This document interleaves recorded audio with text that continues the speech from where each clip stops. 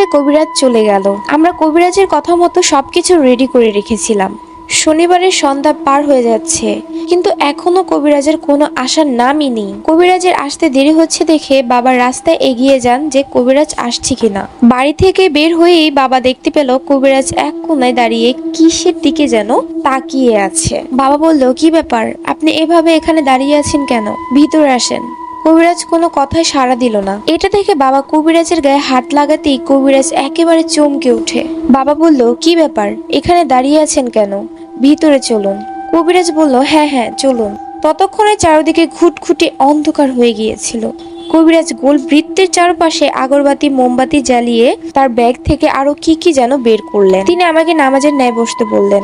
কিছুক্ষণ পরে মনে হলো চারদিকে যেন ঝড় চলছে, সবকিছু ভেঙে যেন আমার মাথায় পড়লো। তারপর আমার আর কিছু মনে নেই। বাকিটা আমার বাবার কাছে যেভাবে শুনেছি আমি সেভাবে আপনাদের কাছে বলার চেষ্টা করছি। তারপর আমি নাকি জ্ঞান হারাই। তারপর কবিরাজ আমার মুখে পানি ছিটিয়ে দিলেন। আমি নাকি কবিরাজকে ধরার জন্য দৌড় দিই, কিন্তু আমি নাকি সেই গোল বৃত্তের থেকে বের হতে পারছিলাম না। বের হতে না পেরে আমি আরো রেগে যাই। কবিরাজ আমাকে প্রশ্ন করলো, কে তুই? তখন আমি নাকি বলেছিলাম, আমাকে দেখিসনি তুই? ওই ওমর যদি না আসতো তাহলে আজকে তোর জীবনটা শেষ করে ফেলতাম।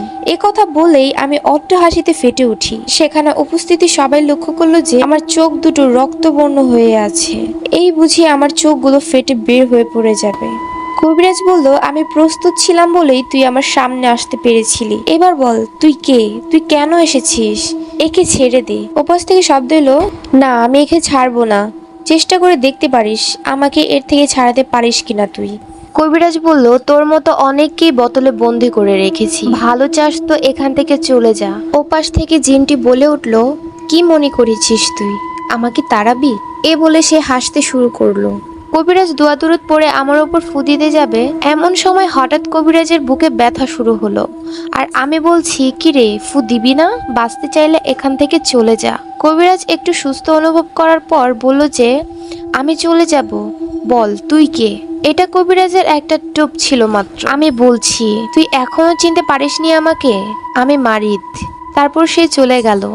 কবিরাজ একটু ভয় পেয়ে বলল, এই জিনটি অনেক শক্তিশালী এবং এটা বদ জিন। আপনারা আপনার মেয়েকে 3 মাসের মধ্যে বিয়ে দিয়ে দিন। বিয়ে দিয়ে দিলে হয়তো আর এই জিনটি তার কাছে আসবে না। আমি বাড়ি বন্ধ করে দিচ্ছি, আর আমি 3টি তাবিজ দিচ্ছি। একটি তার গলায় দিবেন, একটি তার বিছানায়, আরেকটি তাবিজ তার ওই গোল বৃত্তের 2 হাত মাটির তলে পুঁতে রাখবেন।